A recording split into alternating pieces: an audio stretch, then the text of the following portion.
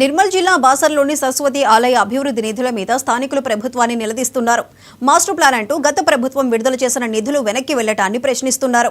జిల్లాకు వచ్చిన సందర్భంగా జిల్లా మంత్రి సీతక్కను ప్రశ్నించగా ఆమె సానుకూలంగా స్పందించారని, అయితే 5 ఏళ్లుగా పాలక మండలి లేకపోవడం కూడా ఆలయ అభివృద్ధికి ఆటంకంగా మారిందని స్థానిక నాయకులు విమర్శిస్తున్నారు.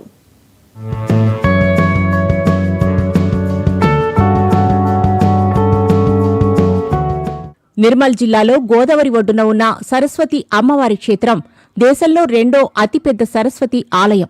ఈ ఆలయానికి ఉన్న పేరు ప్రతిష్టలతో పోల్చుకుంటే సౌకర్యాలు నామమాత్రం. గోదావరి తీరంలో ఉన్న ఈ ఆలయానికి భక్తులు పెద్ద ఎత్తున తరలివస్తారు.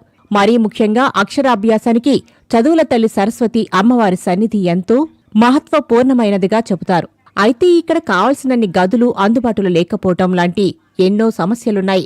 గత ప్రభుత్వం బాసరలో మాస్టర్ ప్లాన్ అమలు చేయాలని నిర్ణయించి ఆలయ అభివృద్ధి కోసం 50 కోట్లు కేటాయించినా అందులో 8 కోట్లకు మించి ఖర్చు చేయలేదు. దీంతో 42 కోట్లు వెనక్కి వెళ్లినట్టు స్థానికులు ఆరోపిస్తున్నారు. మాజీ ముఖ్యమంత్రి కేసీఆర్ గారు వారి ప్రభుత్వ హయాంలో 10 సంవత్సరాల కాలంలో 50 కోట్ల రూపాయలు వాళ్ళు శాంక్షన్ చేయడం, ఆలయానికి 5 ఏళ్లుగా పాలక మండలి ఏర్పాటు చేయకపోవడం కూడా ఆలయ అభివృద్ధికి అవరోధంగా మారిందనే విమర్శలు ఉన్నాయి. కాంగ్రెస్ ప్రభుత్వం అధికారంలోకి వచ్చి ఏడాది పూర్తయినా పట్టించుకోకపోవటాన్ని స్థానికులు తప్పుపడుతున్నారు. మరి గతంలో 10 సంవత్సరాల కాలంలో మరి ఒక 5 సంవత్సరాలే బాసర పాలక మండలి నియమించడం, మరి గత 5 సంవత్సరాలు పాలక మండలి నియమించకపోవడం, తదనంతరం ఇవాళ చూస్తూ ఉంటే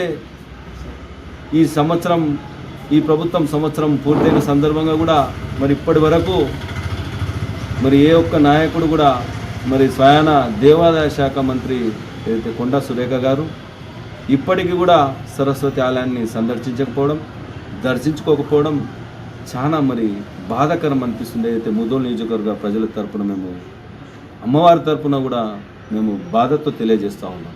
జిల్లా మంత్రి సీతక్క జిల్లా పర్యటనకు వచ్చినప్పుడు స్థానికులు ఆలయ అభివృద్ధి నిధుల వ్యవహారాన్ని ఆమె దృష్టికి తీసుకువెళ్లారు. కేటాయించిన 50 కోట్లలో 8 కోట్లు మాత్రమే వెచ్చించగా ప్రభుత్వం 42 కోట్లు వెనక్కి తీసుకుందని చెప్పారు. దీంతో మంత్రి అప్పటికప్పుడే దేవాదాయ శాఖ అధికారులతో మాట్లాడడంతో పాటు ఆ 8 కోట్లు కూడా జోడించి 50 కోట్లు మంజూరు చేస్తారని హామీ ఇచ్చారని గుర్తు చేసుకుంటున్నారు. అక్కడ ఉన్నటువంటి భక్తులు, తర్వాత అక్కడ ఉన్నటువంటి గ్రామ ప్రజలు మొన్న సీతక్క ఏదైతే ఇన్ఛార్జ్ మినిస్టర్ ఉన్నదో ఆమెను పోయి కలవగా ఈ రకంగా ఈ డబ్బులు ఏదైతే గత ప్రభుత్వం 50 కోట్లు శాంక్షన్ చేస్తే 8 కోట్లు ఖర్చు పెట్టి ఇంకా మిగతా 42 కోట్లకు వెంబడే టెండర్లు ఇచ్చి మీరు పనిచేసేది పోయి ఉన్నటువంటి 42 కోట్లను మీరు వెనక్కి ఏ విధంగా తీసుకెళ్తారని చెప్పేసి అందరూ ఆమెను చుట్టుముట్టగా ఆమె వెంబడే దేవాదాయ శాఖ అధికారులతో దేవాదాయ శాఖ మినిస్టర్తో మాట్లాడి నేను కూడా 42 కోట్లతో పాటు ఇంక 8 కోట్లు కూడా కలిపి 50 కోట్లతో వెంబడే నేను టెండర్లు పిలిచి అభివృద్ధి చేస్తానని చెప్పేసి మాస్టర్ ప్లాన్ కోసం ఏదైతే నిధులు అవి వచ్చినాయో ఆ నిధులను మళ్ళీ తిరిగి ఇంకా బాసరకే ఖర్చు పెడతామని చెప్పేసి హామీ కూడా జరిగింది.